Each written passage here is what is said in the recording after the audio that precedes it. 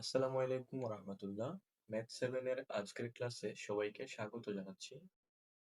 আজ আমরা সপ্তম শ্রেণীর গণিত জ্যামিতি বিভাগের সম্পাদ্য 1 নিয়ে আলোচনা করব। কোন ত্রিভুজের 3টি বাহু দেওয়া আছে, ত্রিভুজটি আঁকতে হবে। প্রথমত আমরা ত্রিভুজের 3টি বাহু দেওয়া আছে, 3টি বাহু এঁকে নিব।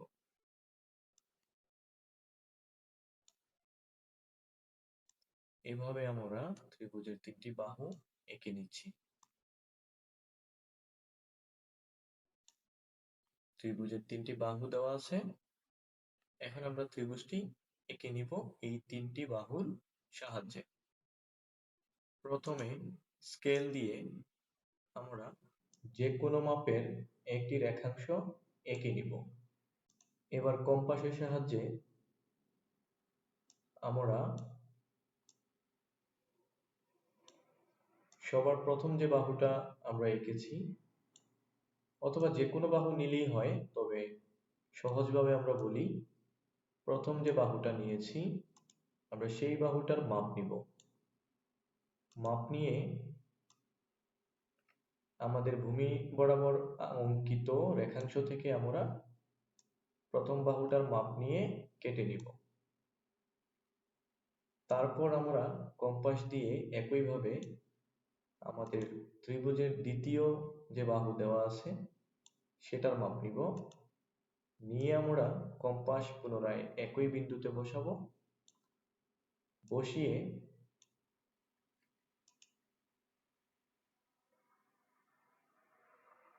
বসিয়ে আমরা এখানে যে কোনো মাপের, দুঃখিত, যে মাপ নিয়েছি সেই মাপের সাহায্যে একটি বৃত্তচাপ এঁকে নিব।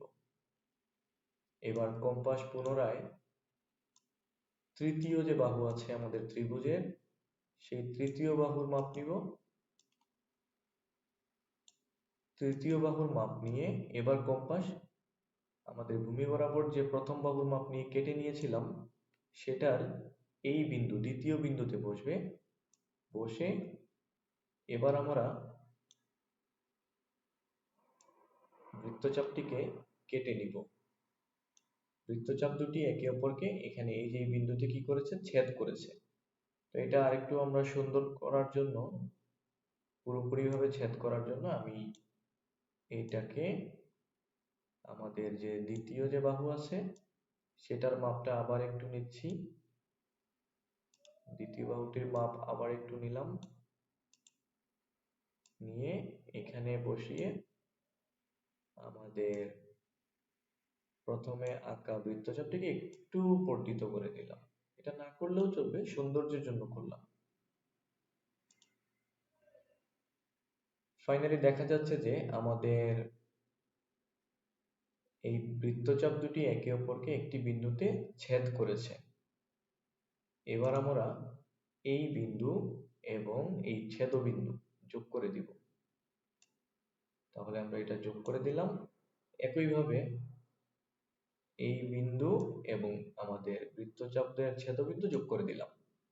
তাহলে আমরা আমাদের কাঙ্ক্ষিত ত্রিভুজটি পেয়ে গেলাম। এভাবে আমরা ত্রিভুজের 3টি বাহু দেওয়া থাকলে ত্রিভুজটি আঁকতে পারবো, এবং ত্রিভুজটিকে আমরা যে কোনো ভাবে আমাদের ইচ্ছা মতো ABC বা XYZ বা যে কোনো কিছুর সাহায্যেই আমরা নামকরণ করতে পারবো। সবাইকে ধন্যবাদ। সবাই ভালো থাকবে এবং সুস্থ থাকবে।